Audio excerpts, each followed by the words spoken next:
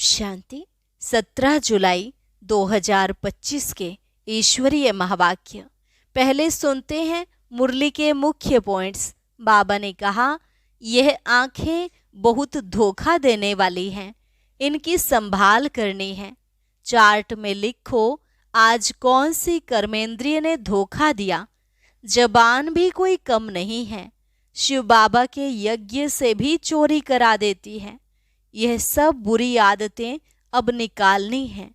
जब तक ऐसी आदतें हैं, ऊंच पद पा नहीं सकेंगे, तो अपने पर फटकार डालनी चाहिए। फिर बाबा ने कहा, अपनी उन्नति करनी है तो बाप जो डायरेक्शन देते हैं उसे अमल में लाओ। माला का दाना बनना है तो बड़ी मेहनत करनी है। बाप समान अपकारी पर भी उपकार करना है। कुदृष्टि नहीं रखनी, नहीं तो अपना ही नुकसान करते हैं। लास्ट में बाबा ने राय देते हुए कहा, बच्चे जो भी समय मिले उसमें पुरुषार्थ कर मेकअप कर लो। ऐसा ढीला पुरुषार्थ नहीं करना जो जाकर दास दासी बनना पड़े। अभी तुम पुरुषार्थ कर रहे हो विकर्म विनाश करने का, तो ध्यान रहे कोई भी विकर्म ना हो। पुरुषार्थ के साथ साथ विकर्म किया तो 100 गुना हो जाएगा। और अब सुनते हैं महावाक्यों को विस्तार से। मुरली का सार, मीठे बच्चे, ऊंच बनना है तो अपना पोता मेल रोज देखो। कोई भी कर्मेंद्रिय धोखा न दे। आंखें बहुत धोखेबाज हैं, इनसे संभाल करो। प्रश्न, सबसे बुरी आदत कौन सी है, उनसे बचने का उपाय क्या है? उत्तर, सबसे बुरी आदत है जुबान का स्वाद। कोई अच्छी चीज देखी तो छिपा कर खा लेंगे। छिपाना अर्थात चोरी। चोरी रूपी माया भी बहुतों को नाक कान से पकड़ लेती है। इससे बचने का साधन, जब भी कहाँ बुद्धि जाए तो खुद ही खुद को सजा दो। बुरी आदतों को निकालने के लिए अपने आप को खूब फटकार लगाओ। ओम शांति। आत्म अभिमानी होकर बैठे हो, हर एक बात अपने आप से पूछनी होती है।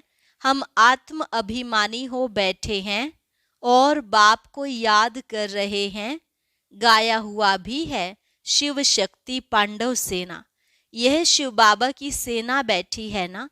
उस जिस्मानी सेना में सिर्फ जवान होते हैं, बूढ़े व बच्चे आदि नहीं।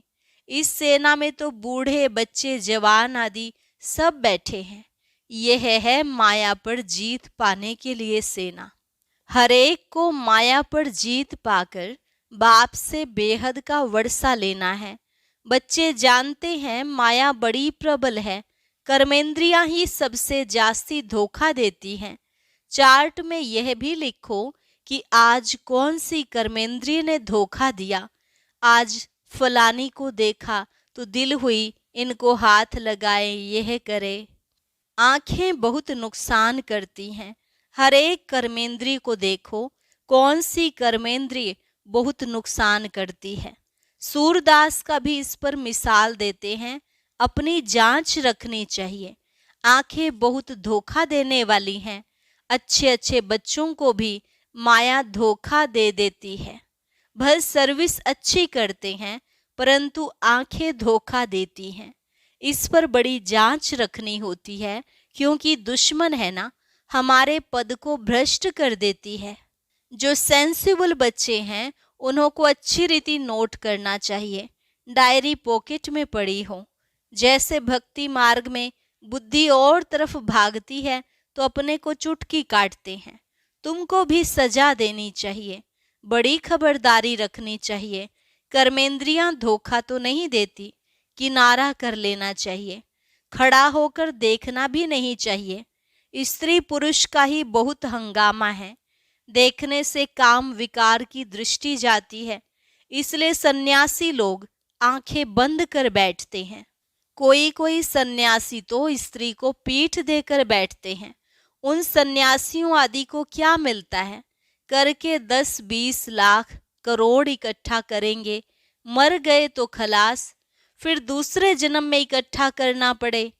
तुम बच्चों को तो जो कुछ मिलता है वह अविनाशी वर्षा हो जाता है, वहां धन की लालच होती ही नहीं। ऐसी कोई अप्राप्ति होती नहीं जिसके लिए माथा मारना पड़े।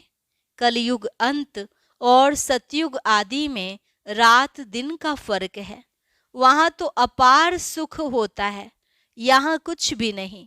बाबा हमेशा कहते हैं संगम अक्षर के साथ पुरुषोत्तम अक्षर जरूर लिखो। साफ साफ अक्षर बोलने चाहिए, समझाने में सहज होता है। मनुष्य से देवता किए करत न लागी वार, तो जरूर संगम पर ही आएगा ना देवता बनाने, नरकवासी को स्वर्गवासी बनाने।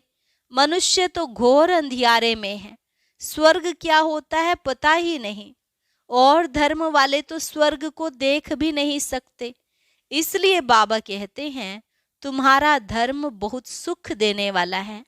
उनको कहते ही हैं हेवन, परंतु यह थोड़े ही समझते हैं कि हम भी हेवन में जा सकते हैं। किसको भी पता नहीं। भारतवासी यह भूल गए हैं। हेवन को लाखों वर्ष कह देते हैं। क्रिश्चियन लोग खुद कहते हैं 3000 वर्ष पहले हेवन था। लक्ष्मी नारायण को कहते ही हैं गॉड गॉडेस। जरूर गॉड ही गॉड गॉडेस बनाएंगे, तो मेहनत करनी चाहिए। रोज अपना पोतामेल देखना चाहिए। कौन सी कर्मेंद्री ने धोखा दिया। जुबान भी कम नहीं। कोई अच्छी चीज देखी तो छिपाकर खा लेंगे। समझते थोड़े ही हैं कि यह भी पाप है। चोरी हुई ना, सो भी शिव बाबा के यज्ञ से चोरी करना बहुत खराब है। कख का चोर सो लख का चोर कहा जाता है। बहुतों को माया नाक से पकड़ती रहती है। ये सब बुरी आदतें निकालनी हैं, अपने पर फटकार डालनी चाहिए।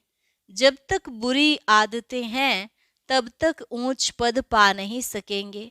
स्वर्ग में जाना तो बड़ी बात नहीं है, परंतु कहाँ राजा रानी कहाँ प्रजा। तो बाप कहते हैं कर्मेंद्रियों की बड़ी जांच करनी चाहिए। कौन सी कर्मेंद्रिय धोखा देती है, पोतामेल निकालना चाहिए। व्यापार है ना, बाप समझाते हैं मेरे से व्यापार करना है, ऊंच पद पाना है तो श्रीमत पर चलो। बाप डायरेक्शन देंगे, उसमें भी माया विघ्न डालेगी, करने नहीं देगी। बाप कहते हैं ये भूलो मत। गफलत करने से फिर बहुत पछताएंगे, कभी ऊंच पद नहीं पाएंगे। अभी तो खुशी से कहते हैं हम नर से नारायण बनेंगे, परंतु अपने से पूछते रहो कहाँ कर्मेंद्रियां धोखा तो नहीं देती हैं। अपनी उन्नति करनी है तो बाप जो डायरेक्शन देते हैं उसे अमल में लाओ। सारे दिन का पोतामेल देखो। भूलें तो बहुत होती रहती हैं, आंखें बड़ा धोखा देती हैं। तरस पड़ेगा इनको खिलाऊं, सौगात दूं, अपना बहुत टाइम वेस्ट कर लेते हैं। माला का दाना बनने में बड़ी मेहनत है। 8 रत्न है मुख्य, 9 रत्न कहते हैं। एक तो बाबा, बाकी हैं 8।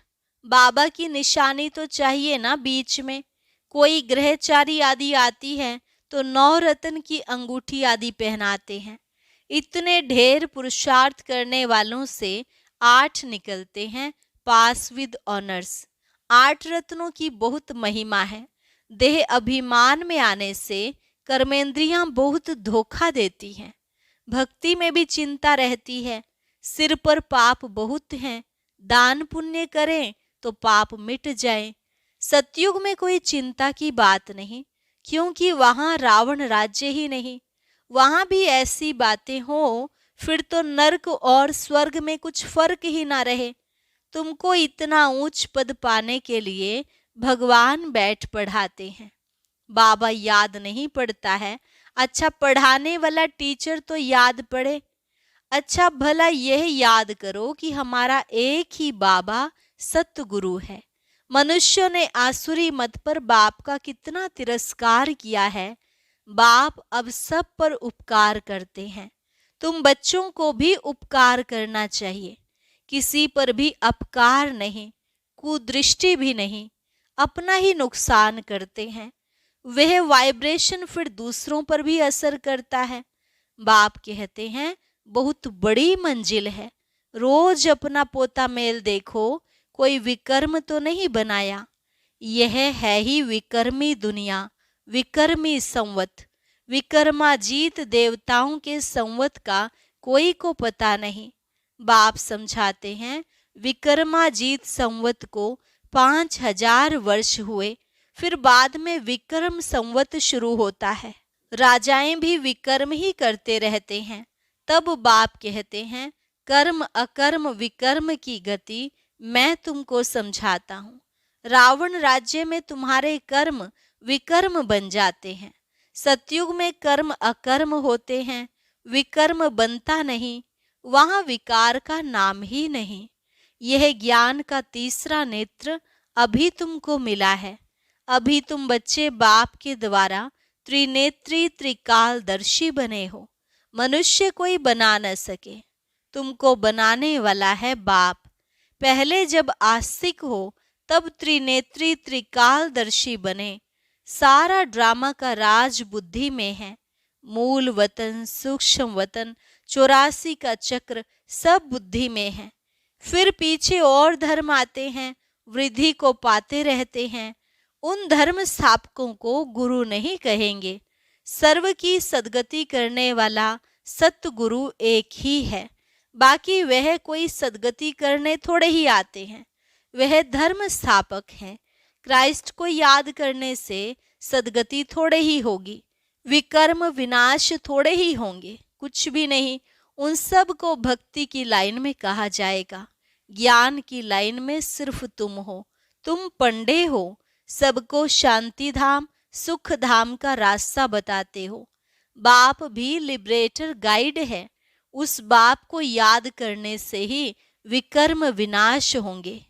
अभी तुम बच्चे अपने विकर्म विनाश करने का पुरुषार्थ कर रहे हो, तो तुम्हें ध्यान रखना है कि एक तरफ पुरुषार्थ, दूसरे तरफ विकर्म ना होता रहे।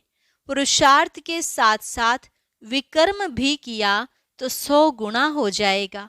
जितना हो सके उतना विकर्म ना करो, नहीं तो एडिशन भी होगी, नाम भी बदनाम करेंगे। जबकि जानते हो भगवान हमको पढ़ाते हैं, तो फिर कोई विकर्म नहीं करना चाहिए। छोटी चोरी या बड़ी चोरी पाप तो हो जाता है ना। यह आंखें बड़ा धोखा देती हैं। बाप बच्चों की चलन से समझ जाते हैं। कभी ख्याल भी ना आए कि यह हमारी स्त्री है, हम ब्रह्मा कुमार कुमारी हैं, शिव बाबा के पोत्रे हैं। हमने बाबा से प्रतिज्ञा की है, राखी बांधी है, फिर आंखें क्यों धोखा देती हैं।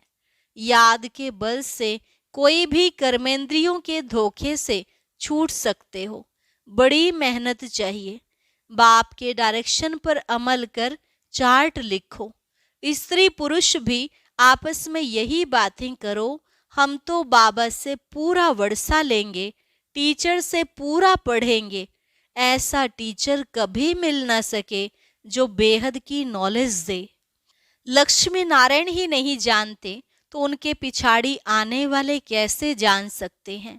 बाप कहते हैं यह सृष्टि के आदि मध्य अंत का ज्ञान सिर्फ तुम जानते हो संगम पर। बाबा बहुत समझाते हैं, यह करो, ऐसे करो, फिर यहाँ से उठे तो खलास। यह नहीं समझते कि शिव बाबा हमको कहते हैं। हमेशा समझो शिव बाबा कहते हैं। इनका फोटो भी नहीं रखो। यह रथ तो लोन लिया है, यह भी पुरुषार्थी है। यह भी कहते हैं मैं बाबा से वर्षा ले रहा हूँ। तुम्हारे सदृश्य यह भी स्टूडेंट लाइफ में है। आगे चल तुम्हारी महिमा होगी।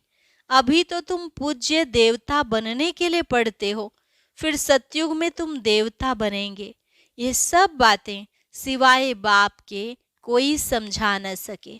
तकदीर में नहीं है तो संशय उठता है। शिव बाबा कैसे आकर पढ़ाएंगे, मैं नहीं मानता। मानते नहीं तो फिर शिव बाबा को याद भी कैसे करेंगे। विकर्म विनाश हो नहीं सकेंगे। यह सारी नंबरवार राजधानी स्थापन हो रही है। दास दासियां भी तो चाहिए ना। राजाओं को दासियां भी दहेज में मिलती हैं। यहाँ ही इतनी दासियां रखते हैं तो सतयुग में कितनी होंगी। ऐसा थोड़े ही ढीला पुरुषार्थ करना चाहिए जो दास दासी जाकर बने। बाबा से पूछ सकते हो, बाबा अभी मर जाएं तो क्या पद मिलेगा। बाबा झट बता देंगे, अपना पोता मेल आप ही देखो। अंत में नंबरवार कर्मातीत अवस्था हो जानी है। यह है सच्ची कमाई। उस कमाई में रात दिन कितना बिजी रहते हैं। सट्टे वाले जो होते हैं वे एक हाथ से खाना खाते हैं, दूसरे हाथ से फोन पर कारोबार चलाते रहते हैं। अब बताओ ऐसे आदमी ज्ञान में चल सकेंगे। कहते हैं हमको फुर्सत कहाँ। अरे सच्ची राजाई मिलती है। बाप को सिर्फ याद करो तो विकर्म विनाश होंगे। अष्ट देवता आदि को भी याद करते हैं ना, उनकी याद से तो कुछ भी मिलता नहीं। बाबा बार बार एक बात पर समझाते रहते हैं, जो फिर ऐसे कोई न कहे कि फलानी बात पर तो समझाया नहीं। तुम बच्चों को पैगाम भी सबको देना है। एरोप्लेन से भी पर्चे गिराने लिए कोशिश करनी चाहिए। उसमें लिखो शिव बाबा ऐसे कहते हैं। ब्रह्मा भी शिव बाबा का बच्चा है। प्रजापिता है तो वह भी बाप, यह भी बाप। शिव बाबा कहने से भी बहुत बच्चों को प्रेम के आंसू आ जाते हैं। कभी देखा भी नहीं है। लिखते हैं बाबा कब आकर आपसे मिलेंगे। बाबा बंधन से छुड़ाओ। बहुतों को बाबा का फिर प्रिंस का भी साक्षात्कार होता है। आगे चल बहुतों को साक्षात्कार होंगे, फिर भी पुरुषार्थ तो करना पड़े। मनुष्य को मरने समय भी कहते हैं भगवान को याद करो। तुम भी देखेंगे पिछाड़ी में खूब पुरुषार्थ करेंगे, याद करने लगेंगे। बाप राय देते हैं बच्चे, जो समय मिले उसमें पुरुषार्थ कर मेकअप कर लो। बाप की याद में रहे, विकर्म विनाश करो तो पीछे आते भी आगे जा सकते हो। जैसे ट्रेन लेट होती है तो मेकअप कर लेते हैं ना, तुमको भी यहाँ समय मिलता है तो मेकअप कर लो। यहाँ आकर कमाई करने लग जाओ। बाबा राय भी देते हैं ऐसे ऐसे करो, अपना कल्याण करो, बाप की श्रीमत पर चलो। एरोप्लेन से पर्चे गिराओ। जो मनुष्य समझे कि यह तो बरोबर ठीक पैगाम देते रहते हैं। भारत कितना बड़ा है, सबको मालूम पड़ना चाहिए। जो फिर ऐसे ना कहें कि बाबा हमको तो पता ही नहीं पड़ा। अच्छा, मीठे मीठे सिकिलधे बच्चों प्रति माता पिता बाप दादा का याद प्यार और गुड मॉर्निंग। रूहानी बाप की रूहानी बच्चों को नमस्ते। रूहानी बच्चों की रूहानी बाप दादा को नमस्ते नमस्ते, गुड मॉर्निंग। शुक्रिया बाबा, शुक्रिया। धारणा के लिए मुख्य सार। पहली पॉइंट, सेंसिबल बन। अपनी जांच करनी है कि आंखें धोखा तो नहीं देती हैं। कोई भी कर्मेंद्रिय के वश हो उल्टा कर्म नहीं करना है। याद के बल से कर्मेंद्रियों के धोखे से छूटना है। दूसरी पॉइंट, इस सच्ची कमाई के लिए समय निकालना है। पीछे आते भी पुरुषार्थ से मेकअप कर लेना है। यह विकर्म विनाश करने का समय है, इसलिए कोई भी विकर्म नहीं करना है। वरदान, बालक सो मालिक के पाठ द्वारा निरहंकारी और निराकारी भव। बालक सो मालिक के पाठ द्वारा निरहंकारी और निराकारी भव। बालक बनना अर्थात हद के जीवन का परिवर्तन होना। कोई कितने भी बड़े देश का मालिक हो, धन व परिवार का मालिक हो, लेकिन बाप के आगे सब बालक हैं। तुम ब्राह्मण बच्चे भी बालक बनते हो तो बेफिक्र बादशाह और भविष्य में विश्व के मालिक बनते हो। बालक सो मालिक हूँ, यह स्मृति सदा निरहंकारी निराकारी स्थिति का अनुभव कराती है। बालक अर्थात बच्चा बनना, माना माया से बच जाना। स्लोगन, प्रसन्नता ही ब्राह्मण जीवन की पर्सनैलिटी है, तो सदा प्रसन्न चित्त रहो। प्रसन्नता ही ब्राह्मण जीवन की पर्सनैलिटी है, तो सदा प्रसन्न चित्त रहो। अच्छा, ओम शांति। आजकल बाबा मुरली में आँखों की संभाल पर बहुत अटेंशन दिला रहे हैं। इसी से संबंधित एक बहुत ही सुंदर कहानी है जिसे हम सुनेंगे ऊपर दी गई वीडियो के द्वारा।